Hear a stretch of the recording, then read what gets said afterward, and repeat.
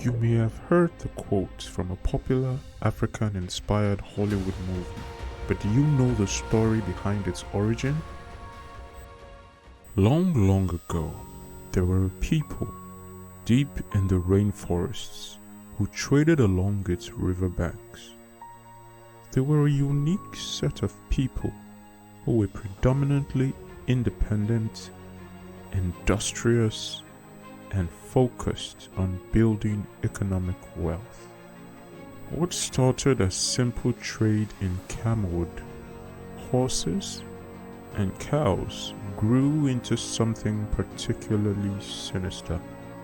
The people delved into the sale of their own kin as slaves to Europeans who had taken liking to them because of their strength and survival skill under harsh conditions. Middlemen who sprang from amongst the natives took able-bodied men and children from their homes and sold them to European overlords for their own personal gain. This period marked the height of the transatlantic slave trade, a dark chapter in human history. In the year 1803, a harrowing event unfolded on the Georgia coast that echoes through time. Igbo captives, forcibly torn from their homes in present-day Nigeria, found themselves aboard a slave ship destined for a life of enslavement on a plantation in the Georgia coast. The Igbo captives, driven by a fierce spirit of resistance, revolted against their captors as the ship navigated through Dunbar Creek. They took control of the ship with their collective strength and caused the vessel to capsize, resulting in the drowning of those who had sought to subjugate them.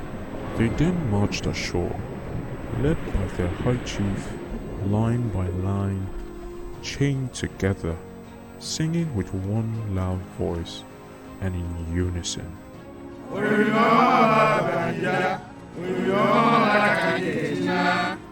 Which means, the Omambala River brought us here. The Omambala River will take us back.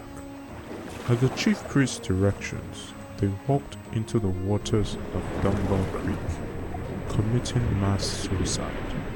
The song emphasizes their connection to the river and their determination to return through the same water. Sealing their fate, they chose to be buried in the river rather than live a life of bondage. The exact location of their resting place remains unknown, lost in time.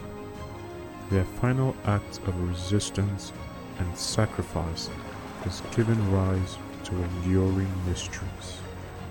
One cannot help but wonder about the depth of their resolve and the weight of their decision. What were their thoughts at that moment? What emotions coursed through their hearts as they confronted an impossible decision? We retell these stories so that we never forget.